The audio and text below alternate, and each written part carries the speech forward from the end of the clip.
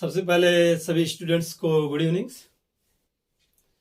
इस वीडियो को देखने वाले सभी स्टूडेंट्स को गुड इवनिंग। हम आज आप लोगों को नंबर सिस्टम्स का वीडियो अपलोड कर चुके हैं, जिसमें संख्या पद्धति पर आधारित संख्याएं क्या होती हैं, उस पर डिविजिबिलिटी टेस्ट क्या होता है, और उसमें हम इकाई के अंक निकालने की वीडियो अपलोड कर चुके हैं। और हम देखेंगे, आज हम संख्या पद्धति पे आधारित कुछ प्रश्न बनते हैं, हम उन प्रश्नों को हल करेंगे। और प्रश्नों को हम लोग रटेंगे नहीं, और हम लोग प्रश्न को उसको अपने से क्रिएट कर सकते हैं। आप यदि आप मैथ को फंडामेंटल तरीके से देखना चाहते हैं कि इसका मूल अर्थ क्या होता है, तो आप हमारे वीडियो को अवश्य देखिए।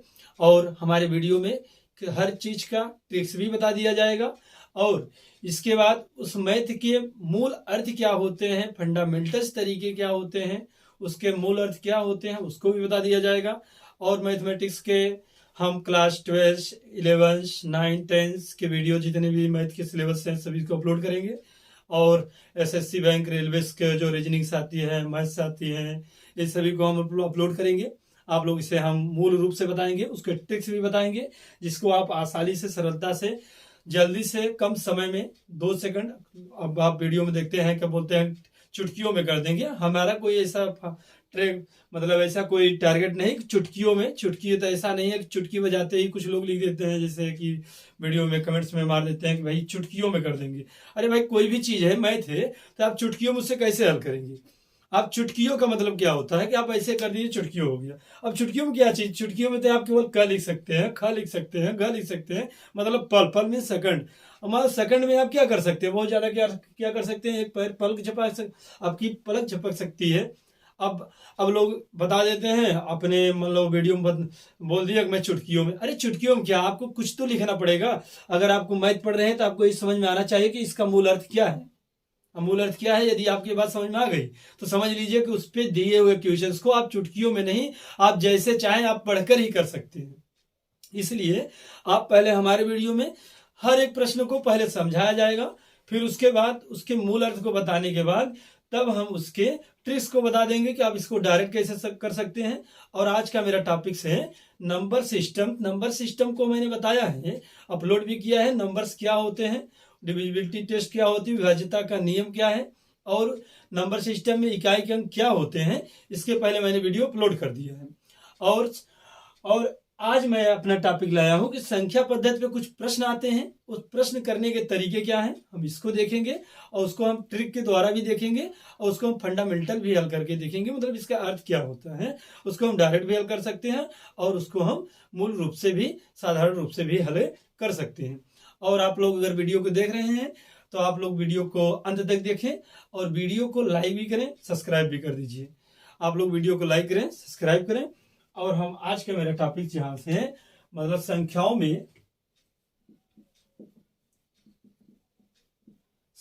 में भाग संक्रिया, भाग संक्रिया, संख्याओं में भाग संक्रिया,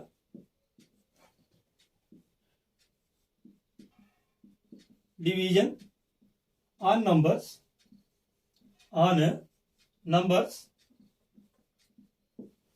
आज हम इसमें डिवीजन ऑन नंबर्स पे, संख्याओं में भाग संक्रिया पे हम इस पे कुछ प्रश्न आते हैं, नंबर सिस्टम से ही रिलेटेड है, जिसको हम हल करेंगे अपने तरीके से। हम क्वेश्चन क्रिएट भी कर सकते हैं, हम बना भी सकते हैं मैथ में। अगर आप मैथ को अच्छी तरह से पढ़ते हैं तो आप प्रश्न को बना भी सकते हैं, और प्रश्न को आसानी से देखकर हल भी कर सकते हैं। आप उत्तर डायरेक्ट भी बता सकते हैं, बट आपको मूल रूप से उसको समझना पड़ेगा, आपको आना भी चाहिए। अगर संख्याओं में भाग संक्रिया की बात है, तो भाग का एक फार्मूला होता है, जिसको भाग संक्रिया में एक होता है भाज्य बराबर भाजक गुणे भागफल प्लस शेषफल। अब इसको हम इंग्लिश में क्या कहते हैं, इसको हम लोग डिवाइडेंड बोलेंगे। इसको क्या बोलेंगे, डिवाइजर कहेंगे।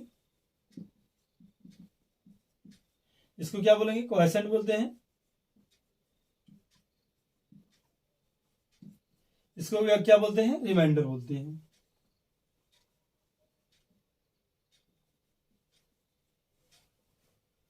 तो भाज्य बराबर भाजक गुणे भागफल प्लस शेषफल। इसी तरीके से हम जो भी भाग करते हैं ये फार्मूला अप्लाई होता रहता है। और dividend equal to divisor into quotient plus remainders. अब हम इस पे कुछ प्रॉब्लम्स होते हैं मैथ में, जो प्रश्न पूछे जाते हैं इस पे आधारित हम इसको देखते हैं कि क्या होता है। आप लोग वीडियो को अभी तक लाइक नहीं, सब्सक्राइब नहीं किए, सब्सक्राइब कर दीजिए, लाइक कर दीजिए और बेल आइकन के बटन को ऑन कर लीजिए, क्योंकि हम आपको क्लास 10, 11, 9, 8 और इसके पहले जो भी क्लास हैं, जो भी मैथ्स हैं, उसके मूल साधारण रूप से जो भी प्रश्न होते हैं उन सभी को हम साधारण रूप से हल करके उसका मूल अर्थ बताएंगे कि मतलब इसका मूल अर्थ क्या होता है। हमारे वीडियो में आप मूल अर्थ जानेंगे। और आप एसएससी बैंक रेलवे में यदि आप तैयारी करते हैं तो हम उसके रीजनिंग्स भी जो होते हैं, रीजनिंग्स को भी अपलोड करेंगे वीडियो में।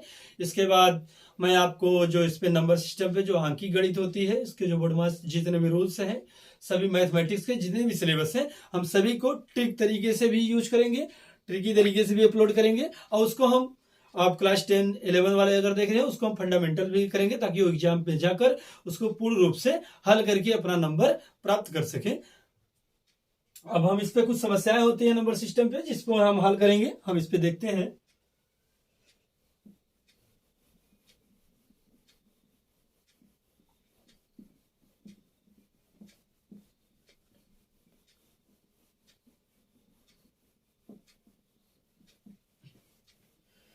तो मान लीजिए कि हम एक क्वेश्चन क्रिएट करते हैं, समझते हैं। यदि किसी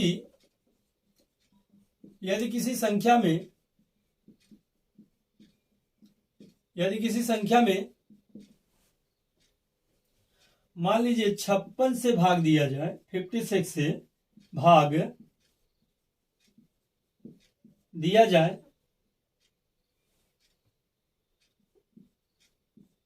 तो शेषफल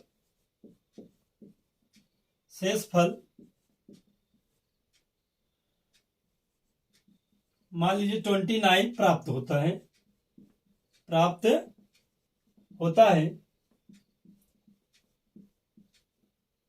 तो उस संख्या में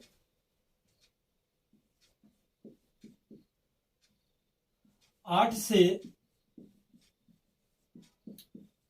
भाग देने पर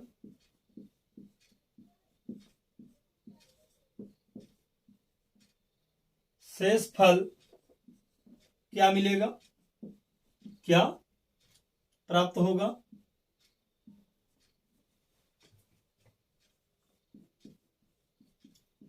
तो मेरा क्वेश्चन क्या है, यदि किसी संख्या में 56 से भाग दिया जाए तो शेषफल मुझे क्या मिलती है, 29 मिलता है। यदि प्राप्त होता है, यदि उस संख्या में अगर हम 8 से भाग देंगे तो हमको शेषफल क्या मिलेगा। इसको हम चाहे तो डायरेक्ट भी कर सकते हैं, लेकिन हम डायरेक्ट नहीं, पहले इसको मूल अर्थ को बताते हैं, मतलब कैसे ये हल होगा। तो हम जानते हैं, मान लीजिए माना मेरी संख्या n है। क्या है, n है। हमें n में 56 से डिवीजन करना है। क्या करना है, 56 से डिवीजन करना है। इस बात को हमको समझना चाहिए। अगर मेरी संख्या n है और n में 56 से डिवीजन करना है, तो हम मान लेते हैं, तो फार्मूला क्या मेरा था, भाज्य बराबर भाजक गुणे भागफल प्लस शेषफल, dividend equal to divisor into quotient plus remainders. तो हम उसी फार्मूले का प्रयोग करेंगे। मान लीजिए कि पहले भाज्य क्या होता है मेरा, मान लीजिए डिवाइडेंड मेरा क्या है, n है, तो n था। मान लीजिए कि अगर उससे हम भाग किससे, डिवाइजर मेरा क्या है, 56 है। मान लीजिए भाजक मेरा क्या है, 56 है, इंटू मान लीजिए मेरा भागफल x है। सपोज दैट, अगर पता नहीं है तो मान सकते हैं मेरा भागफल क्या है, x है, प्लस शेषफल क्या प्राप्त हो रहा है मुझे, 29। तो 29 हम ले लेंगे। अब अगर हम देख रहे हैं कि अगर n से भाग दिया था, अगर कोई संख्या मेरे पास n थी, n में अगर मैं 56 से डिवीजन किया था तो मुझे रिमाइंडर 29 मिला था। अगली लाइन में क्या पूछ रहे हैं, अगर 8 से भाग दिया जाए तो शेषफल क्या होगा। तो हम क्या करेंगे, अब इस संख्या में 8 से भाग देना है तो हम पहले इसको 2 खंड करेंगे, 8 इंटू 7, इसको हम 7 है, यहाँ x लगा लेंगे, प्लस अब 8 से इसमें भी डिवीजन करेंगे हम, इस बात को ध्यान देना है। अगर हम 8 दूनी 16 करेंगे, 8 3 24 कर देंगे, 3 इंटू 8 और प्लस क्या होगा 5। ऐसा तो आप बना ही सकते हैं। अब इसमें हम ये देखेंगे कि अगर हमें यहाँ 8 कॉमन है, यहाँ भी 8, इन दोनों टर्म को हम देखिए आप लोग, इस दोनों पदों में देखिए, इस पद में इस पद में, तो इसमें देखिए 8 यहाँ से निकल रहा है, तो हम बाहर कर लेंगे इसको। 8 निकाल लिए, तो यहाँ क्या मिल गया मेरा 7x + 3 + 5। अब आप देखिए यहाँ पर क्या हुआ, 9 ही है, यानी है मेरा ये नंबर, मेरी संख्या नहीं है, और यानी में मैंने किससे भाग दिया है 8 से। अब यहाँ 56 से डिवीजन कर रहे थे, अब यहाँ मैंने 8 से भाग दिया है, भागफल मेरा क्या हो गया, ये वाला हो गया, 7x + 3 मेरा भागफल होगा, और ये वाला प्लस क्या है मेरा शेष आ गया। अब यहाँ 29 शेष था, मैं जब 8 से मैंने भाग दिया तो शेषफल क्या आ गया 5 आ गया। तो यहाँ जब शेषफल 5 आ गया तो हम यहाँ क्या लिखेंगे, मेरा शेषफल क्या है,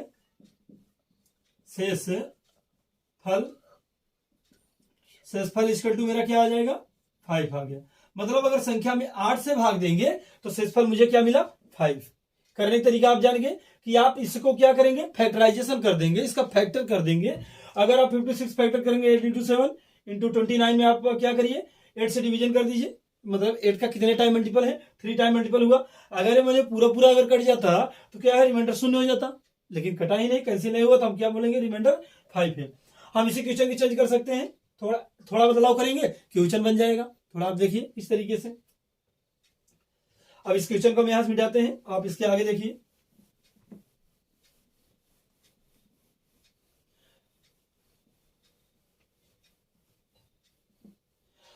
समझ लीजिए कि यदि किसी संख्या में मान लीजिए 12 से भाग दे दिया जाए, कितने से भाग दे दिया जाए 12 से भाग दे दिया जाए,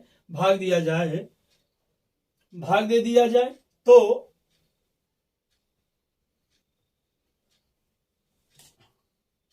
तो शेषफल क्या प्राप्त होता है मुझे, मान लीजिए शेषफल प्राप्त होता है 11 प्राप्त होता है। तो उस संख्या के, अब यहां हम थोड़ा क्वेश्चन बदल रहे हैं, आप लोग ध्यान दीजिएगा। यदि किसी संख्या में 12 से भाग दिया जाए तो शेषफल 11 प्राप्त होता है। तो उस संख्या के 2 गुने में अगर हम सपोज दैट मान लीजिए 6 से भाग दें, 6 से, यहां इसको थोड़ा मिटाना पड़ेगा, तो क्या था मेरे, यदि किसी संख्या में 12 से भाग दिया जाए तो शेषफल 11 प्राप्त होता है। तो उस संख्या के 2 गुने में 6 से भाग दिया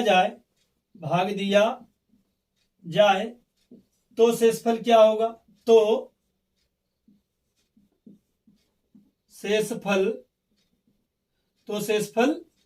क्या होगा। अब देख लीजिए आप लोग, मैंने कुछ नहीं किया, थोड़ा सा बदलाव कर दिया है, अंकों का बदलाव किया है, केवल मैंने अंकों को चेंज किया है और क्वेश्चंस के थोड़े भाषा को चेंज कर दिया है। बाकी आप करने का डायरेक्शन वही है, फंडामेंटल्स रूल्स, अब उसको फॉलो करेंगे। मैंने क्या कहा, अब यहां मैंने वही रूल लगाएंगे, माना संख्या मेरी क्या है n है। यदि संख्या n है और मान लीजिए उसका भागफल क्या है x है, यहां हम लिख लेंगे भागफल क्या है मेरा, भागफल क्या आ गया मेरा x आ गया।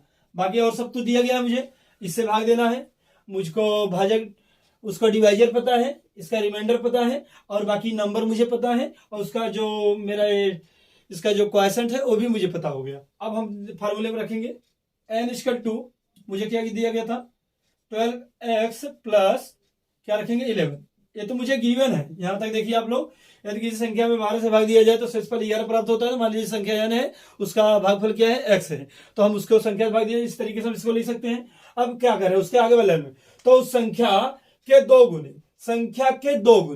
तो हम 2 गुना कैसे करेंगे इसको मुझे 2 गुना करना है, तो हम इसमें 2 से दोनों साइड क्या करेंगे मल्टीप्लाई कर देंगे। मान लीजिए मेरी संख्या n थी, n का 2 गुना क्या होगा, जैसे मान लीजिए ये 2 मेरी संख्या है, तो 2 का 2 गुना क्या होगा 2 दूनी 4 होगा। तो इसी प्रकार से मेरी संख्या n है, तो n का 2 गुना क्या होगा, तो हम क्या लिख देंगे 2n = क्या होगा, यहाँ 2 करके यहाँ भी मल्टीप्लाई बोथ साइड्स। हम जानते हैं कि यदि किसी संख्या में, यदि किसी समीकरण में बराबर के दोनों तरफ अगर समान संख्याओं से गुणा किया जाए तो कोई अंतर नहीं पड़ता। तो हम इस साइड भी करेंगे, 12x प्लस 11। अब इसका हम मल्टीप्लाई करेंगे और 2n को हम क्या मान लेंगे, n1 मान लेंगे। तो n1 इक्वल टू मुझे क्या मिल गया, 12 दूना 24x प्लस 11 दूना 22। यहां तक आपका कंफर्म है। थोड़ा हम यहाँ ऊपर लिखते हैं, नहीं हम यहाँ साइड में लिखेंगे क्योंकि हम इसमें क्वेश्चन और चेंज करेंगे। तो हम इसमें आपको क्वेश्चंस की वैरायटी को बताते जा रहे हैं। फर्स्ट रूप मेरा वही था पहला वाला। दूसरा रूप मेरा क्या है, यहाँ आपको चेंज कर देगा, 2 गुना 3 गुना 4 गुना 5 गुना 6 गुना 7 गुना, संख्याओं का नंबर बदलेगा, बाकी पैटर्न वही रहेगा। आप इसको समझने की कोशिश करिए। अब आपको यहाँ क्या किया, मुझको अब 2 गुना में नंबर कर दिया, n1 मान लिया। अब मुझे क्या करना है, अब इसको 6 से भाग देना है। हम इसको 6 के खंड में ब्रेक करेंगे। तो आप देखिए कैसे करेंगे।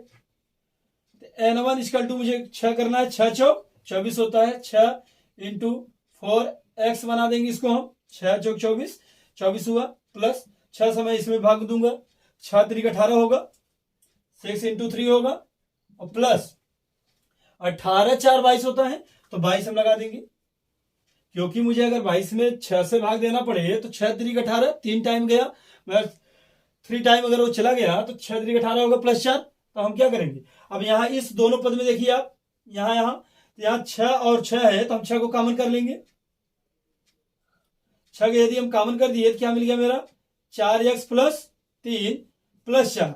अब आप यहाँ देखिए, ये मेरी संख्या है जो दुगुना होने पे प्राप्त हुई है n1। पहले तो मेरा n था, भाग 12 से भाग दे रहे थे, 11 रिमाइंडर था शेषफल, x उसका क्या था, भागफल था। अब वही संख्या कि जब 2 से भाग दे दिए थे, 2 से गुणा कर दिए थे, तो n1 बन गई थी। अब इसमें 6 से भाग दिया, शेषफल क्या मिल गया, 4 मिल गया। तो हम अगर किसी संख्या के 12 से भाग दिया जाए और 11 शेषफल प्राप्त होता है, उसके दुगने में 6 से भाग देंगे तो शेषफल क्या प्राप्त होगा भैया, आपका शेषफल प्राप्त हो जाएगा 4। ये आप देखिए। इसी तरीके से हम इसी क्वेश्चंस को और चेंज कर देते हैं। आप देखिए, अब इसको आप लोग उतार लीजिए। इसके बाद अब समझिए, हम इसी प्रश्न को एक तरीके से और चेंज करते हैं। आप क्वेश्चंस को एग्जामिनर किसी भी तरीके से घुमा सकता है। आप केवल प्रश्न को पढ़ के समझने की प्रयास कीजिए कि प्रश्न में किस बात को कहा जा रहा है। यदि आपको ये बात समझ में आ जाती है कि प्रश्न में किस बात को बोला जा रहा है, अगर वो बात समझ में आ गई तो उसको आप आराम से कर सकते हैं। अगर आपको डायरेक्टली करना था, डायरेक्ट भी कर सकते थे। तो हमें क्या करना था, अब हम मुझे डायरेक्ट अगर आपको सॉल्व करना था इस प्रश्न को, तो हमको कुछ नहीं करना था, हमें केवल इस रिमाइंडर को मतलब बनाना है, रिमाइंडर्स को लेकर चलना है। अगर संख्या जब 12 से भाग दे रहे थे, संख्या में भागफल क्या आ रहा था, शेषफल 11 आ रहा था। इस बात को आप लोग समझेंगे। शेषफल अगर हम 12 से भाग दे रहे थे, शेषफल 11 आ रहा था। कहेंगे जो संख्या को दोगुना कर दिए, संख्या को जब आप दोगुना किए तो उसका रिमाइंडर भी दोगुना हो जाएगा। तो क्या हो गया, 22। तो आप 22 में ही 6 से भाग दे दीजिए। 22 में 6 से भाग यदि आप दे देते हैं तो 6 3 18 बचा 4, तो 4 डायरेक्ट आपका क्या हो जाएगा, शेषफल। आप ये तो मैंने आपको बताया, इसके मतलब कि डायरेक्ट इसको समझने के आइडिया, आप इसको डायरेक्ट किस तरीके से कर सकते हैं। बाकी ऐसे प्रश्नों को आप देखते ही हल कर सकते हैं कि जैसे आप 11 है, तो आप अगर संख्या को 2 गुना किया है तो इसका मतलब है पूरी संख्या 2 गुना होगी, उसके अंदर रहने वाला रिमाइंडर जो है वो भी 2 गुना हो जाएगा। जैसे समझ लीजिए, आप अगला क्वेश्चन हम देख लेते हैं, इसी पे डायरेक्ट हल करके आपको दिखाते हैं। अब मैं आपको फंडामेंटल नहीं बताऊंगा, अब डायरेक्ट मैं क्वेश्चन को हल करूंगा।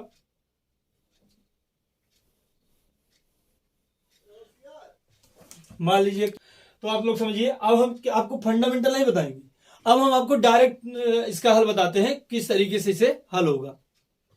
यदि इसके पहले वाले में भी इस ट्रिक का प्रयोग कर सकते हैं आप। इसके पहले जो प्रश्न बताए थे उसमें क्या था मेरा, उसमें मेरा था 56 यहां लिखा था, यहां पर मेरा 29 था, और उसमें क्या 56 यहां था, 29 यहां था, और उससे अगर उससे 29 शेषफल था, 56 से भाग दिया जा रहा था, और 29 लिए थे हम, किससे 29 लिए थे, मतलब उसमें शेषफल था, और उससे भाग किसमें दे रहे, 8 से भाग दे रहे, शेषफल क्या आता था।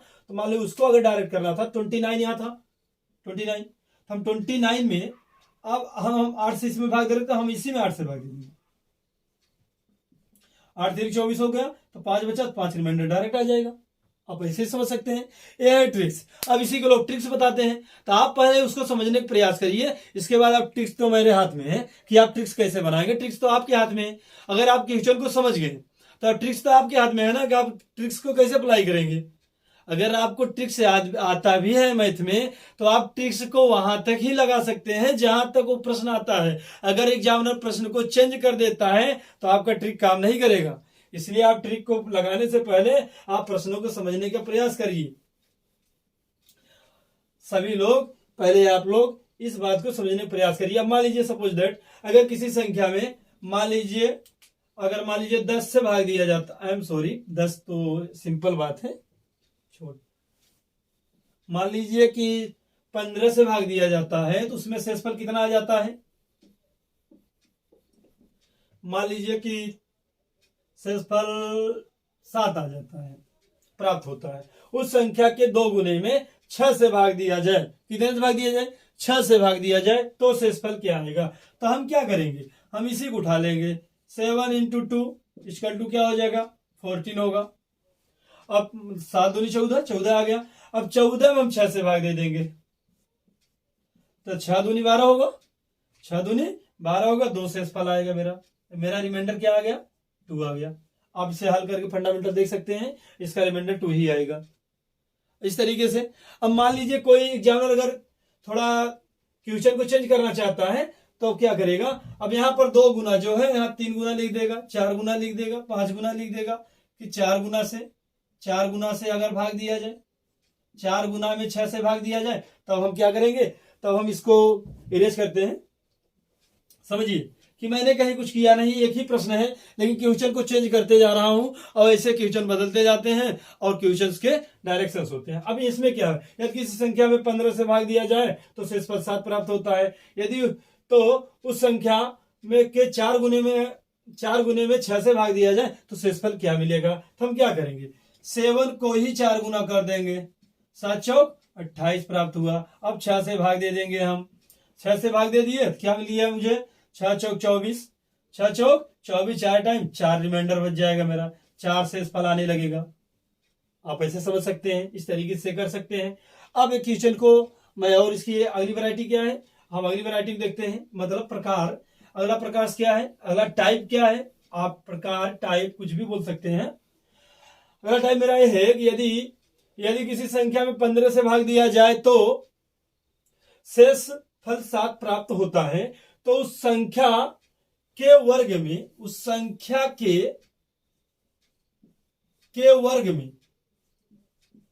वर्ग में संख्या के वर्ग में 7 से भाग दिया जाए, 7 से भाग दिया जाए तो शेषफल क्या प्राप्त होगा। अब मुझे ऐसा भी मिल सकता है, तो हम पहले इसको फंडामेंटल बता देते हैं आपको। मान लीजिए संख्या में 15 से भाग दिया जाता है, शेषफल 7 प्राप्त होता है, तो हम देख लेते हैं इसको।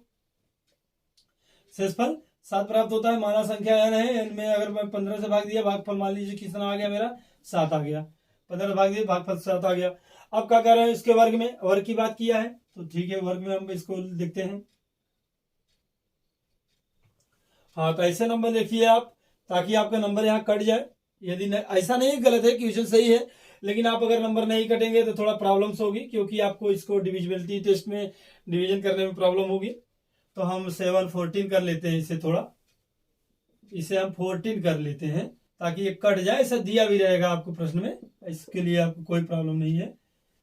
अगर 14 कर लेते हैं, 14 से 7 तो शेष बचेगा नहीं, तो आप शेषफल को 6 कर दीजिए, यहाँ 6 कर दीजिए, नहीं यहाँ पर आप ले लीजिए, शेषफल को 7 ज्यादा ले नहीं सकते, क्योंकि हम 14 से भाग दिए हैं, शेषफल मेरा क्या आ रहा है, 7 हो रहा है।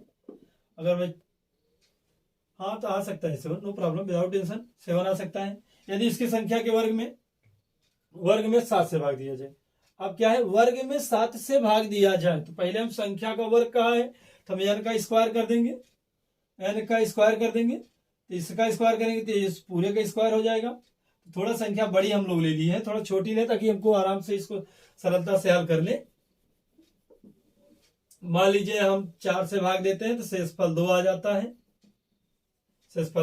है, शेषफल 2 आ जाता है तो हम यहाँ 4 ले लेंगे, यहाँ 2 लिख लेंगे, यहाँ क्या कर देंगे, यहाँ 2 लिख लेंगे और 7 से मुझे डिवीजन करना है, तब भाग शेषफल मुझे देखने क्या आएगा, इसको हम बाद में देखेंगे। पहले आप इसको देखिए, 4x, नहीं इसको भी चेंज कर लीजिए आप, जब यहाँ चेंज किए हैं तो यहाँ भी कर लीजिए आप, मान लीजिए आप 3 कर दीजिए, 3 से भाग दे दीजिए, नहीं आप यहाँ पर 4 ही कर दीजिए, क्या दिक्कत है।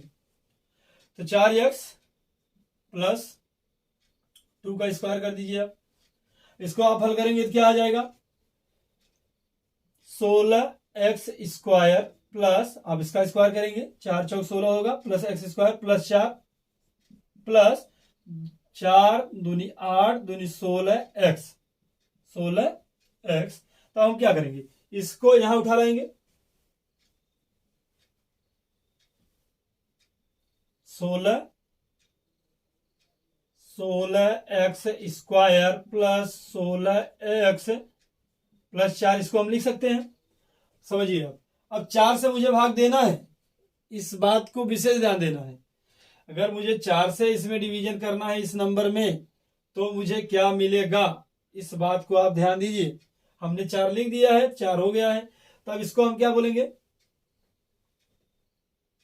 अगर हम संख्या में n स्क्वायर दिया है तो स्क्वायर कर रहे हैं, 16x स्क्वायर प्लस 16x और प्लस 4 से भाग देना है, तो पहले हम क्या करेंगे, हम सभी में देख रहे हैं 4 कॉमन है, 4 हम बाहर कर लेते हैं, 4 को हम क्या करेंगे, कॉमन करेंगे 4, तो होगा 4x का स्क्वायर प्लस 4x प्लस 1, ये तो पूरा पूरा कट गया।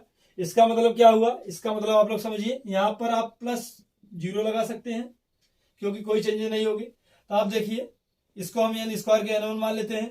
अब आप देखिए, अगर किसी संख्या में 4 से भाग दिया जा रहा था तो शेषफल 2 आ रहा था, ये बात सही है।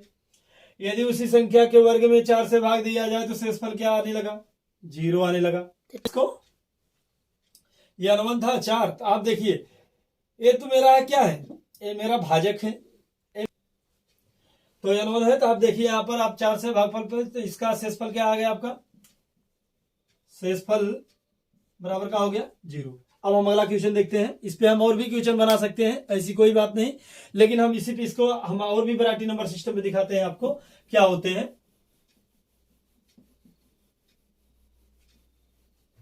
और भी रूप क्या है इसके, हम वैरायटी को शो करेंगे, कौन कौन सी वैरायटी होते हैं प्रश्न में, कैसे कैसे होते हैं, हम इन वैरायटी को शो करेंगे। हम एक ही प्रश्न में 4-5 प्रश्न आप बना सकते हैं, ऐसी कोई बात नहीं, भाषा लैंग्वेज बदल सकती है क्वेश्चंस के, प्रश्न की भाषा बदल जाने से आप उसका आपका भाषा बदल जाता है, उसका आंसर के डायरेक्शन बदल जाते हैं। ऐसा नहीं कि आप एक ट्रिक बना दिए फलाना एक ट्रिक पे, अब मान लीजिए जो इसके पहले मैं शेषफल का बताया था, अगर वहां स्क्वायर की बात थी तो यहाँ भी स्क्वायर का सिस्टम फॉलो कर सकते हैं आप, लेकिन आप वहां स्क्वायर कर सकते थे, वहां स्क्वायर, अगर वहां जो इसके पहले वाले प्रश्न थे वहां पर आप शेषफल में गुना था कर ले रहे थे, लेकिन अगर यहां पर सिस्टम आ जाता है तब आपको थोड़ा कठिनाई होगी। इसके आगे अंत वाले क्वेश्चन में हम इसे देखते हैं। मान लीजिए 3 क्रमागत, यदि समझिए प्रश्न बनाते हैं हम, यदि 3 क्रमागत, यदि 3 क्रमागत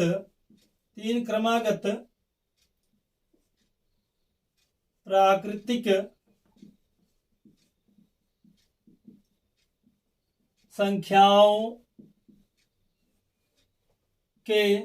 संख्याओं के वर्गों का योग, मान लीजिए अगर मान लीजिए वो 110 है, तो वे संख्याएं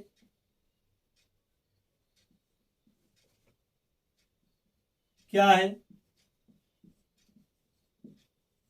क्वेश्चन क्या पूछा गया है, यदि 3 क्रमागत प्राकृतिक संख्याओं के वर्गों का योग 110 है, यदि तीन क्रमागत प्राकृतिक संख्याओं के वर्गों का योग 110 है, वर्गों का योग, इस लाइन को मुझे ध्यान देना है, वर्गों का योग है, वर्ग मतलब तीन क्रमागत प्राकृतिक संख्या आप कोई भी ले लीजिए, उसका वर्ग करिए, उसको जोड़ेंगे तो 110 मिल रहा है।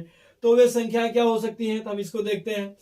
माना कि एक प्रकार क्रमागत प्राकृतिक संख्या है, मान लीजिए एक प्राकृतिक संख्या मेरी x है, अगली क्रमागत क्या होगी, x+1 होगी, अगली क्या होगी इसके बाद x+2 होगी, क्योंकि आप जानते हैं प्राकृतिक संख्या 1 2 3 एक का अंतर होता है, इसलिए एक का अंतर कर दिया हम इसमें। अब कह रहे हैं इनके वर्गों का योग, तो इनको हम वर्ग करेंगे।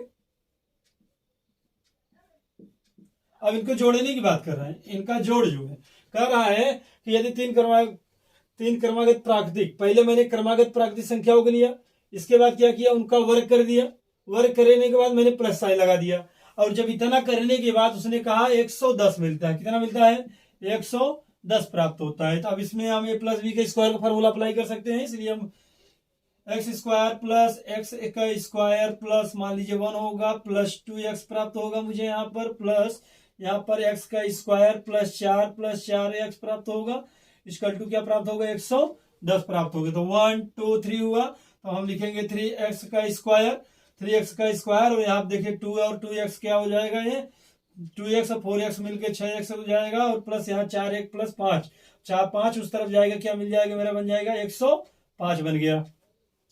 यहाँ दोनों देखिए 3 कॉमन है, 3 को कॉमन करिए आप, 3 को यदि आप कॉमन कर लेते हैं, यहाँ देखिए यदि आप 3 को कॉमन कर देते हैं तो क्या मिल गया मुझे, x का स्क्वायर, यही कर दीजिए अभी, उसको छोड़े रहिए। तो 3 को हम निकाल लिए तो x का स्क्वायर मिल गया मुझे, यहाँ 3 दूनी 6x मिला मुझे, उसके बाद क्या मिल गया, 105। अब इसका इसमें डिवीजन कर दीजिए तो क्या मिल जाएगा, x का स्क्वायर प्लस 2x बराबर क्या मिल जाएगा, 3 3 का 9 हो गया आपका, 3 5 15 35 हो गया। इसको इस तरफ लाएंगे, x का स्क्वायर प्लस 2x माइनस 35 इसका टू क्या होगा, 0 होगा। अब हम यहाँ क्या करेंगे, इसका फैक्टर कर देंगे, तो 7 5 35 2 का मतलब है, तो हम देखते हैं x का स्क्वायर प्लस, अब इसको हम 7 माइनस 5 लिख सकते हैं, x लिख सकते हैं इसको, और माइनस 35 लिख सकते हैं इसको, फंडामेंटल तरीके से इस तरीके से करेंगे। अब इसके बाद हम यहाँ सॉल्व करते हैं, x का स्क्वायर इसको लिख लेंगे plus 7x minus 5x minus 35 करेंगे, इक्वल टू 0। बाकी आप इसको सॉल्व करेंगे तो मिलेगा x प्लस 7 और x माइनस 5। तो आपका मुझे संख्या क्या मिल गई, हमें संख्या मिली x इक्वल टू माइनस 7 है, और एक संख्या क्या मिली, x इक्वल टू 5 है। तो आप देखिए ये तो प्राकृतिक संख्या है नहीं, इसलिए इसको कैंसिल करते हैं, ये वाला मेरा आंसर होगा। मतलब कि अगर पहली संख्या मेरी 5 है, अगली 6 होगी, अगली 7 होगी। इसका देखिए 5 25 होगा, इसका स्क्वायर करेंगे, इसका 36 होगा, इसका 49 होगा। इसको आप ऐड कर दीजिए, अब देख लीजिए 9 6 15 5 20 का 0 होगा, और 6 3 2 5 4 9 2 11, देख लीजिए 110 आया कि नहीं। आप ऐसे सॉल्व भी कर सकते हैं। जैसे पहली संख्या मेरी क्या है, ये प्राकृतिक संख्या है नहीं, ये वाली प्राकृतिक संख्या है, बात तो प्राकृतिक संख्याओं की है, इसलिए हमारे फैक्टर में 2 नंबर आए हैं, x माइनस 7 और x माइनस 5, इसलिए मैं क्या करूंगा, 5 6 7 है, 5 6 7 है। तो 5 6 7 में हम क्या करेंगे, हम इसका वर्क करेंगे, इसका वर्क करेंगे, इसको, क्योंकि मैंने माना था कि पहली संख्या मेरी x थी, अगली x प्लस 1 थी, अगली संख्या मेरी क्या थी, x प्लस 2 थी।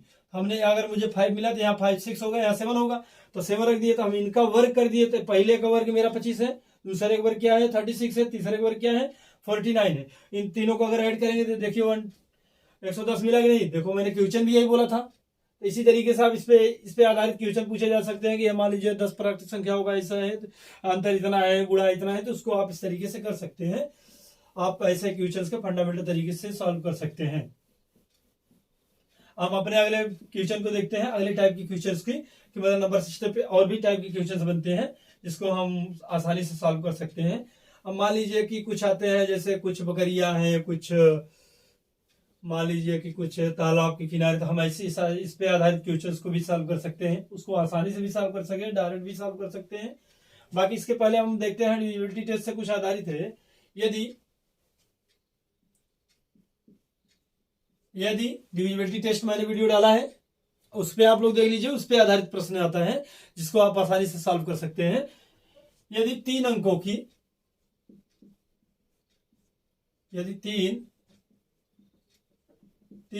की संख्या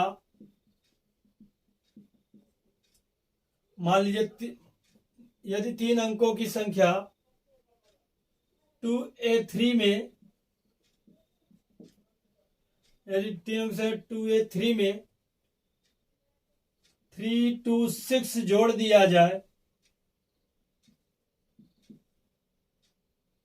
जोड़ दिया जाए तो 5b9 प्राप्त होता है, प्राप्त होता है, जो 9 से विभाजित है, विभाजित है। तो a3a माइनस 2b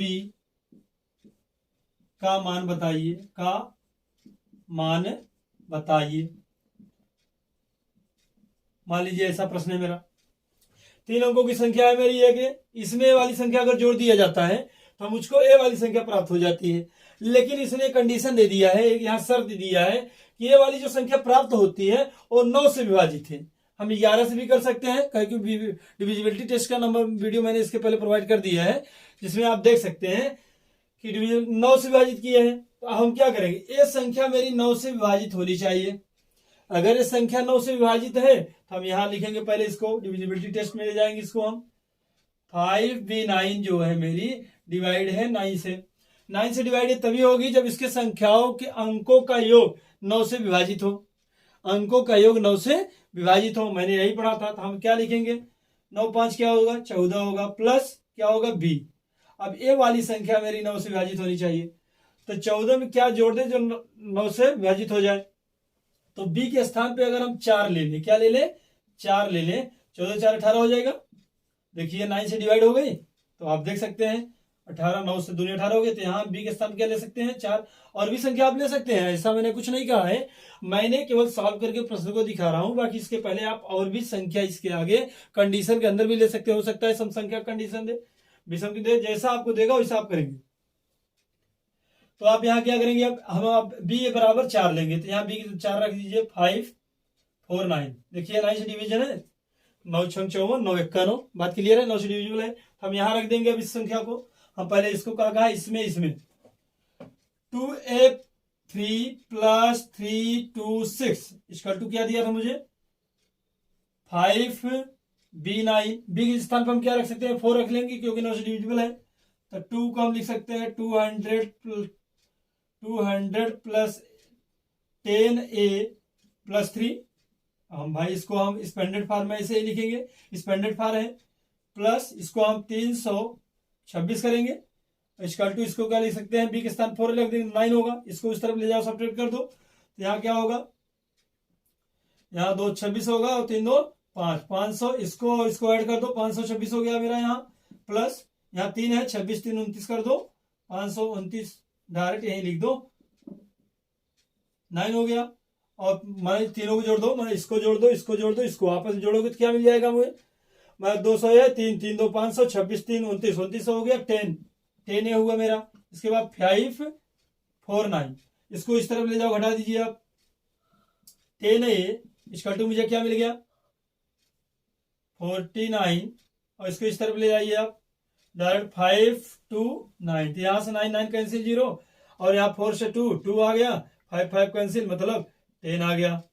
तो यहाँ 10 है, तो ये से डिवीजन करेंगे तो एक वैल्यू क्या आ गई मेरी, ए इक्वल टू आ गई 2, ए इक्वल टू क्या मिल गया मुझे 2। अब आप इसमें रख सकते हैं, ए इक्वल टू 2 है तो यहाँ रखेंगे वैल्यू अगर यहाँ पर, तो 3 इंटू 2 माइनस बी की वैल्यू क्या है मेरी 4 है, तो 2 इंटू 4, तो इसका मान क्या हो जाएगा मेरा, 3 दूनी 6 माइनस 4 दूनी 8, यहाँ वैल्यू मुझे क्या मिल गई, -2, मतलब इसका मान क्या हो गया, -2। यहाँ पर एक मान निकालने का आइडिया ये है, और बी के मान निकालने कंडीशन के अनुसार आप ऐसे निकाल सकते हैं। इसको आप इस तरीके से सॉल्व कर सकते हैं इस प्रश्न को। इसी के साथ हम अपने अगले तरीके के क्वेश्चन को देखते हैं कि आप कैसे सॉल्व कर सकते हैं अगले टाइप के क्वेश्चंस को। अब इसको हम बदल भी सकते हैं कि यदि किसी 4 अंकों की संख्या में 4 अंकों की संख्या दिया हो, मान लीजिए यहाँ दोनों संख्या में, मान लीजिए यहाँ पर अगर आपको यहाँ भी ए दे देता, तो क्या करते हैं, कोई कुछ नहीं करना था, जहां एक अमानी जो यहाँ ए मान था वहां भी एक अमानी ही होता, दोनों ऐड हो जाते और यहाँ 5 से डिवीजन यहाँ बनता रहता। अब अगर यहाँ ए रख देता तो कोई दिक्कत नहीं था, जो यहाँ हम सब जोड़े थे जोड़ते हैं ना, इसको भी स्पेंडेड फॉर्म में कर देते, 10 में 10 ए जोड़ लेते, बाकी सबको सब्ट्रैक्ट कर देते। क्लियर है? आप इस तरीके से प्रश्न को हल कर सकते हैं। आप हमारे वीडियो में किसी भी प्रश्न को रटा हुआ नहीं पाएंगे, आप प्रश्न को हल करने का तरीका मूल तरीके से फंडामेंटल्स रूल्स को आप फॉलो करेंगे। उसके बाद मैं उसका ट्रिक भी बता दूंगा, जिसमें पॉसिबल है, जहां तक ट्रिक्स पॉसिबल है वहां तक हम ट्रिक्स आपको फॉलो करवाते रहेंगे, जहां तक आपको जरूरत है। हम अगले टाइप क्वेश्चन अपना देखते हैं।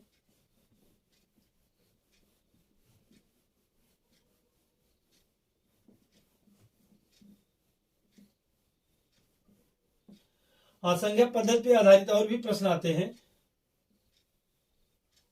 जैसे मान लीजिए कि सपोज दैट, मान लीजिए मैं भी एक किसान हूं, मैं तो एक किसान हूं, आप लोगों के सामने मैं बता रहा हूं, मैं आई एम फार्मर, मैं एक किसान हूं, मैं बहुत ज्यादा बड़े लेवल है, छोटे लेवल पे मैं एक किसान हूं, और मैं किसान पे आधारित एक प्रश्न बनाता हूं नंबर सिस्टम पर ही।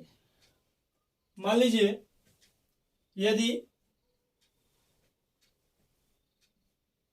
यदि फॉर्मूला लगाओ,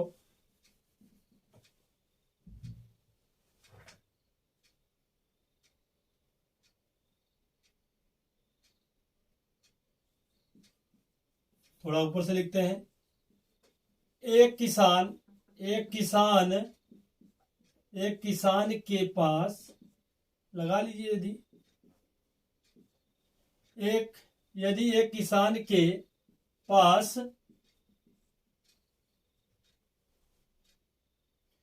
मुर्गियां, मान लीजिए मुर्गी ले लीजिए उसके पास, और आप मुर्गी ले लीजिए, जियाया हुआ है किसान, और मान लीजिए कुछ बकरियां रखा है। मान लीजिए कि यदि एक किसान के पास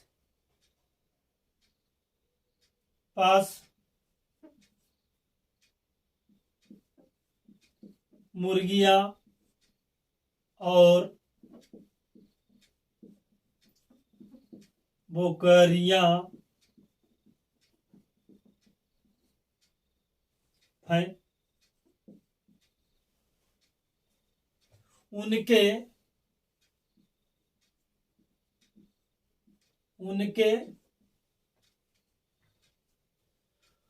सिरों की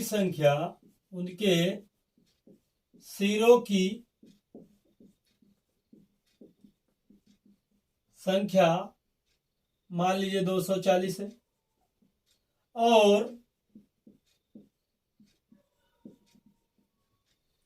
पैरों की संख्या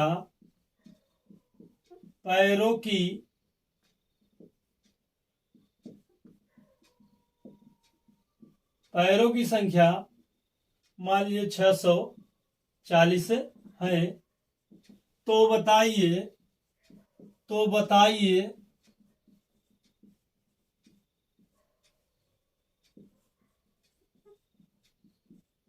किसान के पास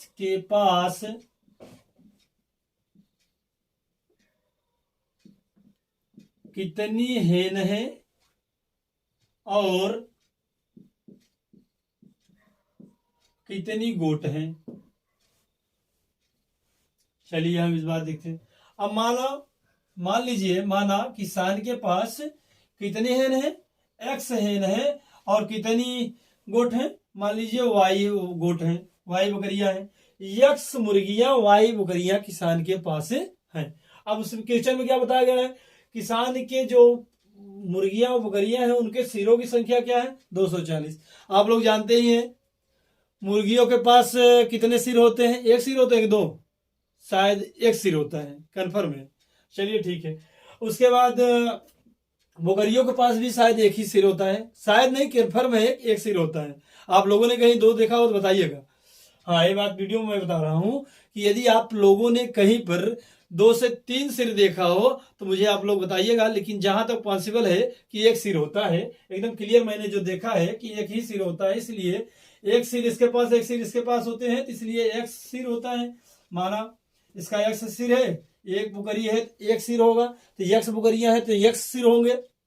यदि एक बुकरी के पास एक सिर है तो क्लियर है x बुकरियां है तो x, मान लीजिए हमने क्या माना है, x को मुर्गियां माना है तो हेन को मैंने x माना, तो x मान लीजिए एक मुर्गी है तो एक सिर है, तो x मुर्गियां है तो x क्या है उसके पास सिर है। और मान लीजिए y गोट है तो कन्फर्म है कि उसके पास y सिर होंगे। मान लीजिए 4 बुकरियां हैं तो 4 सिर होंगे, तो वही बात, तो x plus y equal to क्या दिया है मुझे, 240 हुआ। इसके बाद कहा है पैरों की संख्या। अब हम जानते हैं कि मुर्गियों के पास कितने पैर होते हैं, 4 पैर होते हैं। हमने मुर्गियां किसको माना है, यक्स को। तो अगर मान लीजिए सपोज दैट किसी के पास 3 मुर्गी है, नहीं आई एम सॉरी, मुर्गियों के पास 2 पैर होता है, ये बात आप कंफर्म रहेंगे, तो 2 होता है। मान लीजिए किसी के पास 3 मुर्गी है, अगर 3 मुर्गी है तो 3 दूनी 6 पैर होगा, ये बात कंफर्म है। 2, तो मान लीजिए यहाँ पर दिए क्वेश्चन में x मुर्गियां हैं तो कितने पैर होंगे, 2x पैर होंगे, क्योंकि 2 पैर एक मुर्गी, अगर एक मुर्गी के पास 2 पैर है तो अगर 3 मुर्गियां हैं तो 6 पैर होंगे, x मुर्गियां हैं तो 2x पैर होंगे। इसी प्रकार से यदि मान लीजिए कि अगर बकरियों की बात हो रही, बकरियों के पास एक बकरी के पास 4 पैर हैं तो y बकरियों के पास 4 y पैर होंगे, तो 4 y पैर हुए। और कुल पैर जोड़ने पर किसान के पास 640 पैर हो रहे हैं, 640 पैर हो रहे हैं। इस तरीके से हम प्रश्न को सॉल्व कर लेंगे। अब सॉल्व करने का तरीका ये है कि आप यहाँ 2 है तो यहाँ पर 2 लाना है आपको, तो यहाँ 2 से मल्टीप्लाई बोथ साइड कर दीजिए। करेंगे क्या मिलेगा, 2x plus 2y equal to क्या मिल जाएगा आपको, 2 0 0 2 8 जा 4, 4 जा 8 होगा और 2 2 जा 4 होगा। क्लियर है, 2 0 में 0, 2 चौक 8, 2 दूनी 4 हुआ। इसके बाद इसको इक्वेशन नीचे लिखेंगे हम यहाँ 2x plus 4y equal to क्या लिख लेंगे, 640। अब यहाँ आप लोग घटाने, यहाँ पर प्लस साइन है तो यहाँ माइनस करिए, यहाँ प्लस साइन, यहाँ माइनस करिए, यहाँ प्लस साइन है तो यहाँ माइनस करिए, ये वाला तो कैंसिल हो जाएगा, कंफर्म है। इसके बाद यहाँ -4y में 2y कैंसिल हो गया, क्या बचेगा मुझे, 2y मिलेगा। अब इसमें से इसको घटाना है, क्लियर है कि इसमें से जाएगा 0 होगा, और यहाँ 14 में से 8 जाएगा क्या होगा, 6 होगा। यहाँ 5 में से 4 जाएगा 1 होगा, कंफर्म है। यहाँ माइनस साइन आएगी, आपको पता है बड़े में छोटा वाला घटाया जाता है, कंफर्म है। तो यहाँ से घटा लिया, 0 में 0, 14 में से 8 गया, 6 हो गया, 8 से 14 हुआ, यहाँ से क्या हो गया 5 1। अब यहाँ माइनस से माइनस कट गया, तो यहाँ से हम क्या देखेंगे, y बराबर क्या आ गया, 2 से इसमें डिवीजन कर दीजिए, 2 और 16 हो गया। तो मतलब किसान के पास कुल कितनी गोट है, 80 बकरियां थी। अब मुर्गियां कितनी है किसान के पास मुर्गियों की संख्या लेना है, तो यहाँ पर रख दीजिए y का मान, तो x प्लस अब यहाँ y का मान 80 है तो 80 कर दीजिए आप लोग, और यहाँ कर दिए 240। अब यहाँ 240 इस तरफ ले जाइए, यहाँ क्या मिलेगा, 240 माइनस 80। अब इसको आप लोग हटा दीजिए, 0 हुआ। अब यहाँ ऐड कराना है 46 160 क्या है उसके पास, 160 क्या है, मुर्गियां है। बात कंफर्म है, क्लियर है। इसी तरीके से यहाँ नाम चेंज कर सकता है, सिरों पैरों की संख्याओं को बदल सकता है क्वेश्चंस में। बाकी करने का यही फंडामेंटल रूल्स है, आप इसको इस तरीके से सॉल्व कर सकते हैं। अब हम इसके अगले नेक्स्ट टाइप के नंबर सिस्टम पे आधारित अगले प्रश्न को देखते हैं क्या होता है।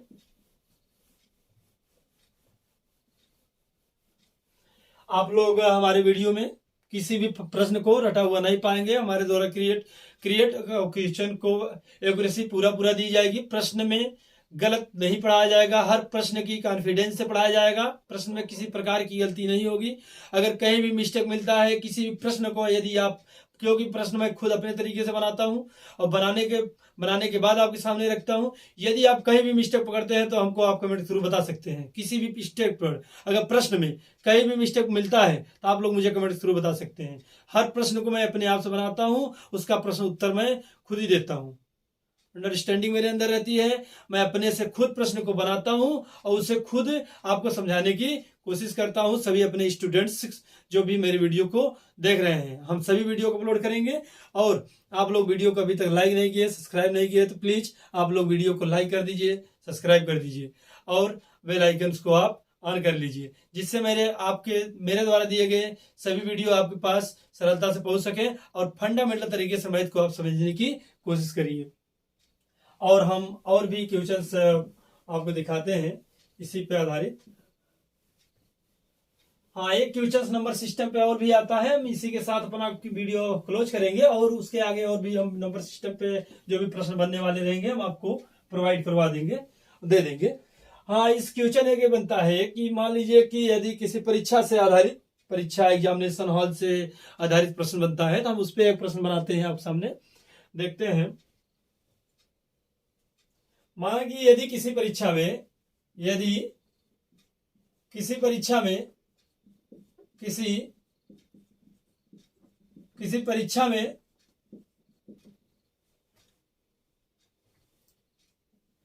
माना किसी परीक्षा में एक सही प्रश्न के लिए एक, थोड़ा ऊपर लिखते हैं ताकि हल कर, ठीक है।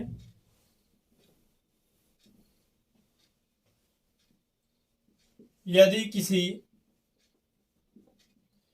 किसी परीक्षा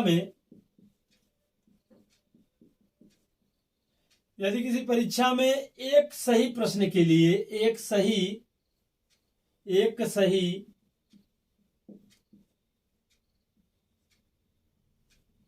प्रश्न के लिए 2 नंबर मान लीजिए दिया जाता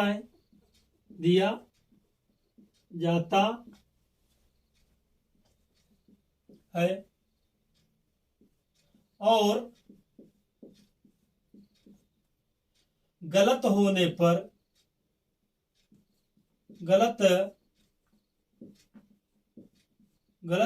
पर एक नंबर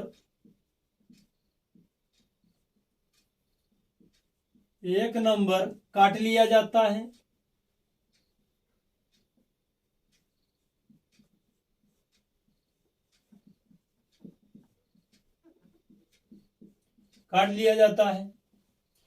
यदि कोई विद्यार्थी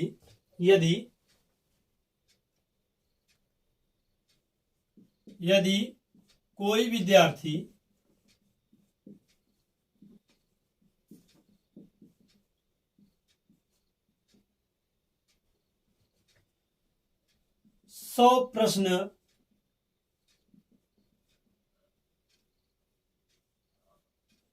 का पेपर है, थोड़ा हम इसको लिख नहीं पाए इसमें, कोई पेपर कितने का है, पर 100 प्रश्न पूरा हल करता है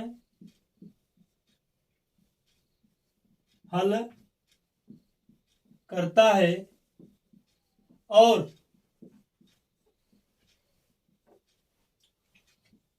80 नंबर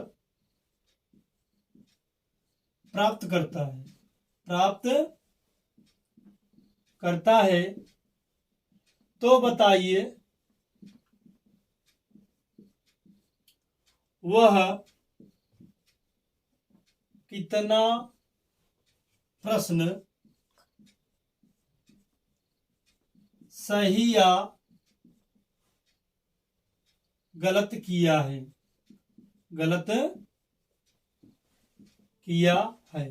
तो प्रश्न क्या है मेरा, इसको पहले ध्यान से देखा जाए।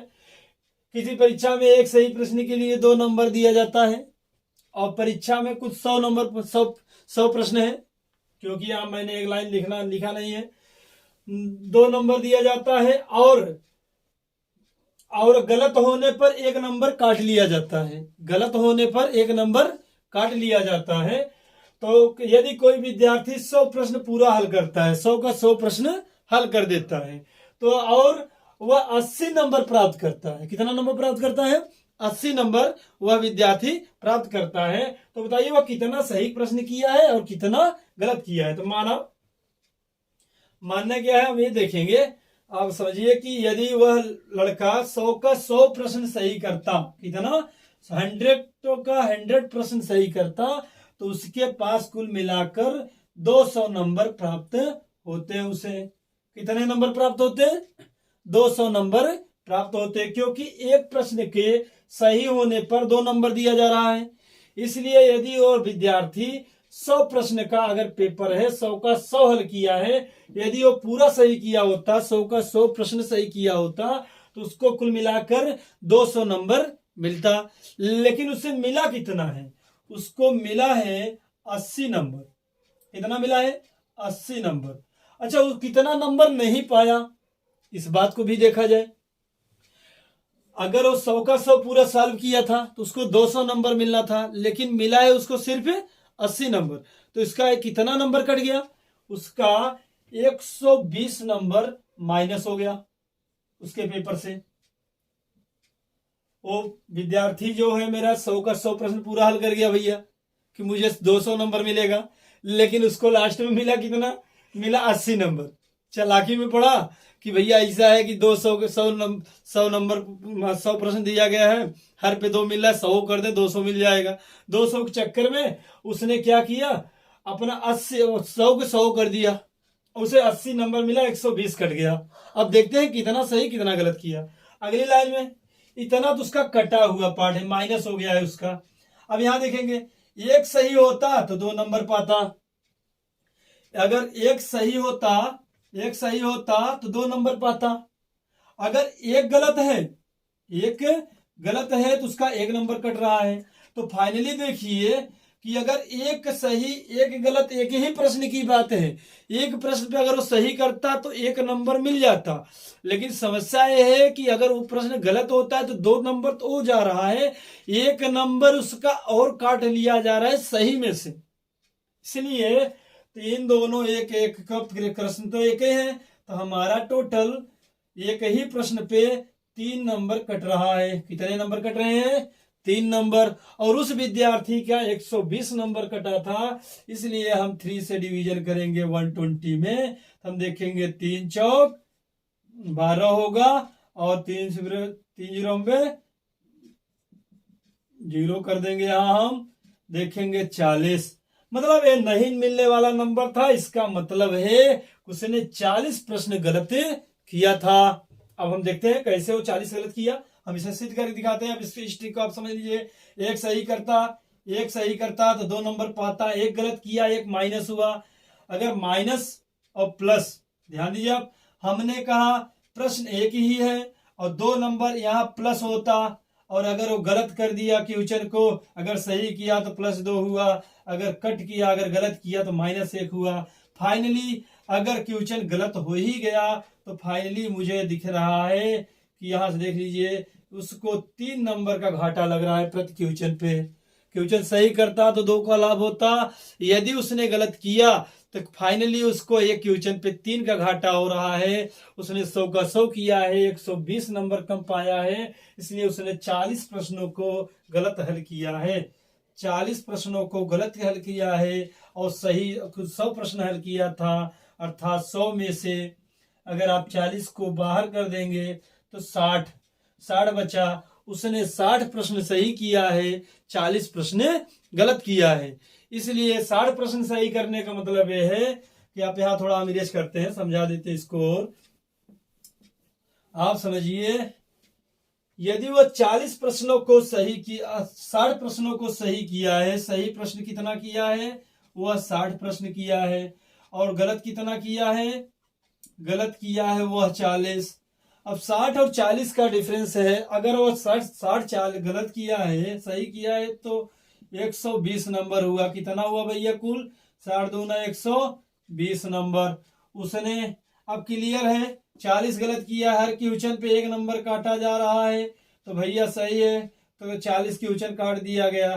तो फाइनली देखिए, घटाइए यहां से 120 में से 40 उसका कट गया तो बचा 80 नंबर। 80 नंबर तो पाया था, आप देखिए कहां पर है, 80 नंबर प्राप्त करता है, 80 नंबर पाया था।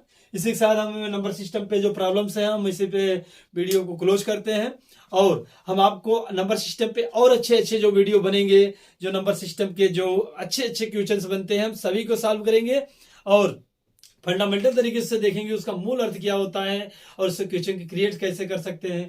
इसमें हम चेंज कर सकते हैं, बदलाव कर सकते हैं, नंबर जो कट रहे हैं उसको बढ़ा सकते हैं, प्रश्नों को कम कर सकते हैं, नंबर सिस्टम इस पे और भी प्रॉब्लम्स है। वीडियो लंबी होती जा रही है, इसलिए हम थोड़ा क्लोज करते हैं वीडियो को। और आप लोग अभी तक वीडियो को मेरे लाइक नहीं किए तो लाइक कर दीजिए और सब्सक्राइब करिए।